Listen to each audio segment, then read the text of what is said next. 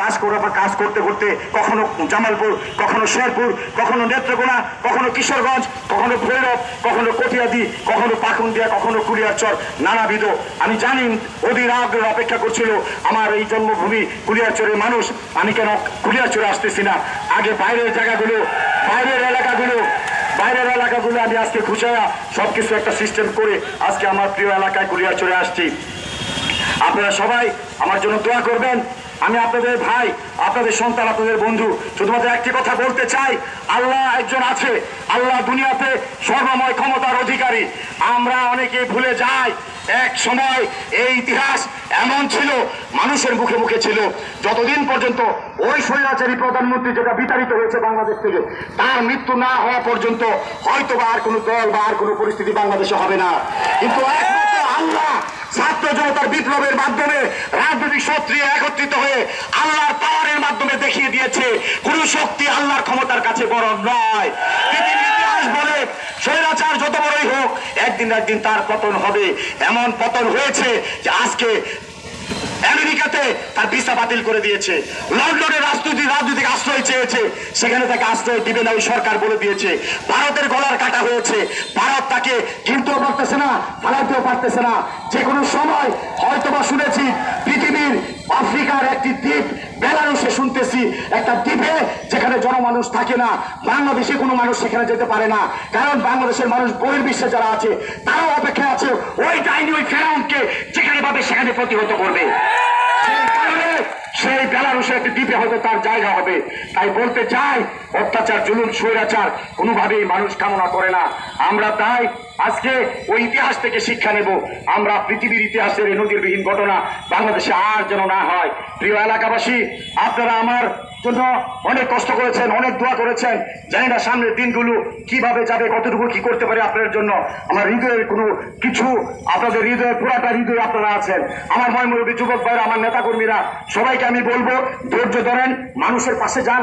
মানুষ ভালো কিভাবে বলবে, মানুষ আপনাদের কিভাবে যে আলমের ফলোয়ার্স, আলমের নেতা, আলমের কর্মী, আলমের সমর্থক, আলমের আত্মীয় স্বজন, আলম যেমনি শরীফুল আলম যেমনি ভদ্র, যেমনি মানুষকে মূল্যায়ন করতে জানে, মানুষকে ভালোবাসতে জানে। আমি দেখতে চাই এখন থেকে পরবর্তী নির্বাচন পর্যন্ত আমার প্রতিটা কর্মী একজন শরীফুল আলম হয়ে, আমার দূত হয়ে, আমার প্রতিনিধি হয়ে মাঠে ময়দানে ছড়িয়ে ছিটিয়ে মানুষের মধ্যে এমনভাবে ভালোবাসা হৃদয় তৈরি করবে যে আলম না থাকলেও আলমের লোকজনই যথেষ্ট এলাকার মানুষকে শান্তি শৃঙ্খলা দেওয়ার জন্য। প্রিয় নেতৃবৃন্দ, তাই আপনারা ভয় পাবেন না।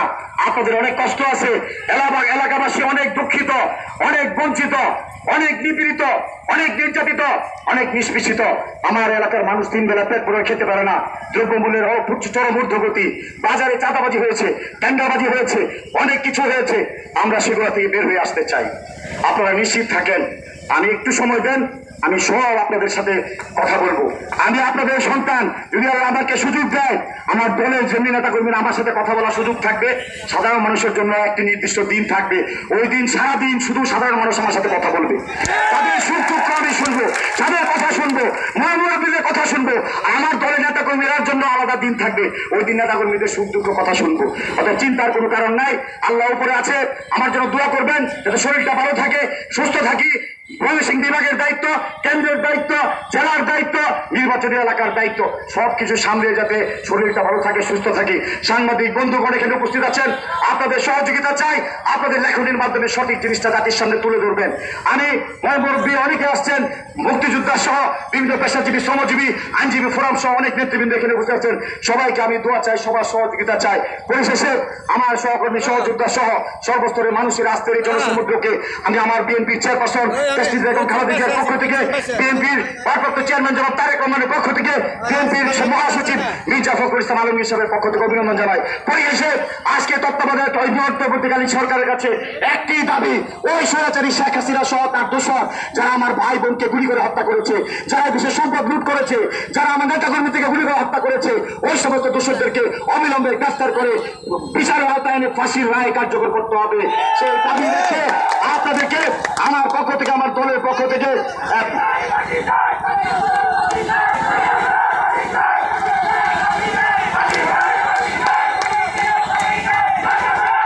আমি আর বক্তব্য বাড়াবো না।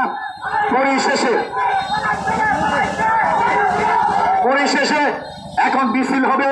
মিছিল আমরা শান্তিপূর্ণভাবে নেতৃবৃন্দ সিদ্ধান্ত উপজেলা গিয়ে শেষ হবে। সিনিয়র নেতৃবৃন্দের সামনে থাকবে। আমাদের কুড়িয়াচর রাস্তাটা খুব সরু, আমরা ধাক্কাধাক্কি করে সামনে যাওয়ার কোনো প্রয়োজন নাই। উপজেলা বাজারের উপর দিয়ে আমরা উপজেলা গিয়ে শেষ হবে। নেতৃবৃন্দ সামনে থাকবে, পর্যায়ক্রমে রাস্তা সরু, ধাক্কাধাক্কি করে সামনে যাওয়ার কোনো দরকার নাই। সাংবাদিক এবং ইউটিউবার যারা অনলাইন বেসিস সাংবাদিক তারা সামনে থাকবে, সব আমরা পিছনে থাকবো। আমরা সবাই সহযোগিতা চাই। আমার জন্য দোয়া আছে, সকলের সুস্বাস্থ্য দীর্ঘায়ু কামনা করে আমার বক্তব্য শেষ করছি। আল্লাহ হাফেজ। বাংলাদেশ জিন্দাবাদ। শহীদ রাষ্ট্রপতি জিয়া অমর হোক। বেগম খালেদা জিয়া জিন্দাবাদ। তারুণ্যের অহংকার তারেক রহমান জিন্দাবাদ জিন্দাবাদ। ধন্যবাদ সবাইকে। আসসালামু আলাইকুম।